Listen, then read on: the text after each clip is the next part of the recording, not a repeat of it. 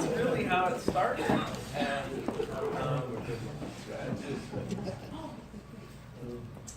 Insightful of both of you. Has it mended the hole? Oh gosh, yes. It's the most beautiful thing.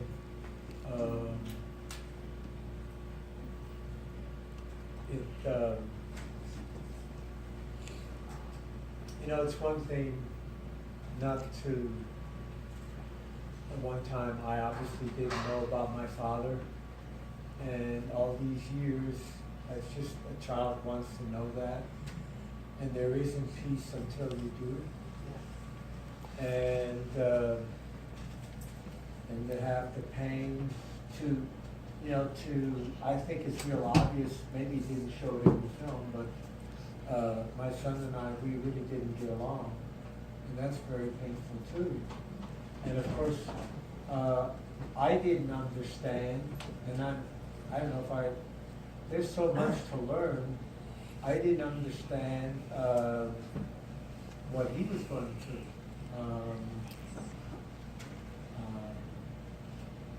It was very difficult for me to be a father. I didn't have the role of a father, and I'm understanding it now, how important that is. And I'm explaining all this from my perspective. Some of you have had mother and father, so I may not make sense, but I mean, it was, it's very painful that, father and son should be able to get along, and we didn't. And, but as somebody asked, how is it now? It's wonderful, it's beautiful, it's, I don't know how to express it in words, but it's what I would call normal. And there's a lot of, I'm seeing today, there's a lot of abnormal stuff going on. and we're trying to heal that. And that's one of the main reasons I wanted to come out on this trip with my wife. She's in the back.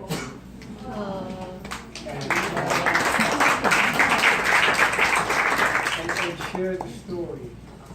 Story of hope and of love. And, today when watching it, I'm saying, I can't believe it. My son takes an iPhone 3 and does all this. And I mean, this is an unrehearsed film. I mean, as it happened, you saw 10 days more or less on the screen there. And it would be more incredible if it was totally made up and we made it seem unrehearsed. The most amazing thing ever. Yes? Do you have siblings? I have a younger sister, so there are two of us. Uh-huh. And how was that? I mean, was she part of this process? I get asked this question a lot. I always feel a little funny putting words into her mouth when she's not here. She wasn't impacted by his story in the same way I was. She's younger. And I think, I don't know, because I'm a man and I really needed the image of a father. I see that now. When I was 16, I was like, I don't need him, I don't need anybody. But I really needed my dad to show me, to teach me how to do that. And so I think it really affected me in a way that was different from her. I think there's some gender stuff. Yes? What was your relationship with your grandmother, your dad's mom? She was, I the think entire she, history of it. yeah. Well, I never saw a photo of him hanging in her house. We would go 2 or 3 times a year. She struggled to be warm with him. I think she was probably a little warmer with me than she was with him. This is just my opinion. And the happy times that did happen were like everything's fine. We're gonna have some sauerbraten and, carve the turkey, and this elephant in the room that's 67 years old is, not being talked about. So it was, for me, it was strange, it was weird, it was distant, How long ago was this actually, did you experience this, number one? And what about the relationship with your brother now? Are you in touch with him a lot? And Give me the first part again. how long ago was this? How long ago was this experience, the 10 days? And 2009. 2000. We took the trip, and I didn't think I was making a movie. I didn't think that was going to be a film. That I would never make a movie that way. That's a terrible idea. That's a bad idea. Make a movie like that. You wouldn't do it. It's so, it's a happy accident. And what was the second How's part? Willie? and about your brother, are you in touch with your brother a lot? Well, the little stinker has not Skyped with me just lately. I bought him, we bought, here in America, you can buy shirts very reasonable, especially if you go either Target or Kohl's. When they have specials, I actually took pictures and wanted to I asked him, what kind of shirts would you like? And so he told me, so I thought, well, instead of buying the shirts first, let me take a picture and then I'd send them. And then somehow he didn't get them. But I said, well, I'll do it again. And I actually, the second time around, I just bought the shirts and sent it to him. And he thanked me, said it was really wonderful. He says, I bet it wasn't your idea, it was your wife's idea. And I had to be honest and say, that's true, but So we have not Skyped. He's really. You haven't Skyped recently. Haven't Skyped recently, thank you. Yeah. But when we do, it's usually over an hour, and it's wonderful. Thanks to Skype, it's great, and we really, it's neat. Of course, it's all pretty much all in Swiss. Only when I get real excited, I'll switch to English because I can go a little faster, So, Yes. Hi, I just have a question about the letter that had your dad's name on it. When did you find that? When did you actually acquire that? Well, when my mother, she passed away first, and then my stepdad passed away. And so, thanks to my wife, because she said, when you go through this house, go through things very carefully. We didn't know about the letter yet, but go through everything very carefully. And I did that. I found this shoebox, one airmail letter after another. I opened each and every one. They're all written in German. My German is okay, but the vocabulary is not. At this orphanage, we didn't learn a whole lot as far as in the German language. But anyway, I saw this letter, and so from then on, I saved it. And everybody says, "Well, why didn't you have it?" Well, I didn't know what was in it. If I knew, I would have had that done sooner. But, so I saved it, and For 5 years. for 5 years. And didn't tell anybody. Okay. Yeah, well, but I didn't know what was in it. It's okay. It had the name of my orphanage and numbers, and I took a little math and that. I saw numbers. Oh, somebody paid, and but I didn't know there was anything else to that. Well, when my son says we are going to Switzerland, then I said I'm going to take that letter and I'm going to show it to one of my cousins, Esther. But just to be clear, you didn't tell that to me. No. Yeah, it's like. No, I just had that in. When he whips it out is when I knew it existed. So Yeah. Well, like I said, I didn't, I haven't, do I have any other letter? No, I don't have any other. It just So amazes anyway, me. it was, the key right there for it was really special, Yeah. I needed to just share that, first of all, I'm very thankful for my Heavenly Father that has really helped me in my life. That's right.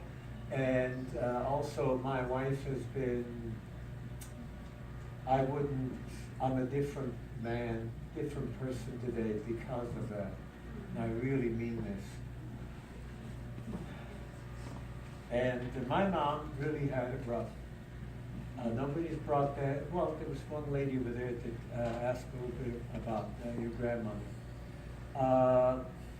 You know, we don't need to go into a lot of history, but obviously a woman having a child, illegitimate child, I guess you would say that, right? The pain that she lived with and so forth. And I learned somewhere along the line, I could have been very upset, very mad at what was dealt to me, you might say. Why was I put in 3 different orphan homes? You saw the last one. The first one I don't remember too much, and the second one, well, we don't want to go into that. But very tough life. But I knew the importance of forgiveness. And that's when I think things really turned around. I know a few people in here, I know what they've had to do. In order to make progress, you need to be forgiven. And it just really opened, it just changed me as an individual. Instead of having this anger and, I don't know, I don't know how to explain it. I think some of you know exactly what I'm talking about. You did. Yeah. So to forgive my parents, because it says in the Bible, honor your mother and your father. And then to forgive my son, because it was not a fun experience. And the hardest thing that I'm doing now is to forgive myself. I'm very hard on myself. Very, very, very unforgiving in a way, you know. And I wanted to share that because to me that has really brought a lot of healing. Just really has been fantastic. Maybe we have time for one more. One more, yes. Okay, one more. Yeah. Hey, David, you guys are just beautiful. Both of you are so brave. Irvin, obviously, for you, for your emotional availability of going into the past and opening that box and finding a relative. A lot of us can really relate to that scary step. And David, but your bravery in just reaching out and trying to connect with your father is so admirable and courageous. You both had your own mythological journey, and David, I think you did a great job of setting that up, and I really want to hear about the shadow play at the beginning, because I thought that really lifted your film to a whole nother level. And you just set up that mythological heroic journey so well. I was wondering if you could talk about your idea in that and how you made it and just your whole process in creating that shadow play at the beginning. Give your secrets That feels really good, Brian. Thanks for saying that. Very nice. We spent a lot of time. I worked with a couple of really close collaborators. It's funny, this looks like a film that was made by one person, but it's not. I worked with a couple of really close collaborators, and they're the reason that this is the way it is. One of them is here tonight. His name's Gilder Jackson. He didn't think I was going to call him out. He was an incredible support and just creative force. The problem was how do I talk about this story that I had rattling around in my head that was true or not true, that seemed like a fairy tale, that seemed not real, but little pieces of it kept sort of falling out. And somehow the idea of this fairy tale sort of black and white thing came to be on the table, and then I had remembered seeing this Swiss folk art, which is called Scherenschnitte, which means scissor cut. It's paper, black paper that's scissor cut. And I thought that would be really interesting. And so we started to shoot some tests, and thought that we might use marionettes in silhouette to sort of reenact this. And as we were doing it, we were sort of shooting some tests with these puppeteers, and I'm looking at these puppets thinking like, what in the world, what kind of puppet are we gonna make that's gonna look like Mike? How are we gonna do this? And then I happened to notice the woman who was in this little silhouette lighting setup. I saw her legs and her hands, and they moved so human-like. And I thought, oh, we'll throw the puppets away, we'll just shoot people in silhouette and integrate that into those flash backgrounds. And so that's the sort of technical answer. Beautiful. Thanks. Well, I guess we're due for a break. Yeah, break, and then we'll have our next panel. Okay, real quick, I just want to say we do have DVDs that'll help pay gas money to send this guy back to Denver.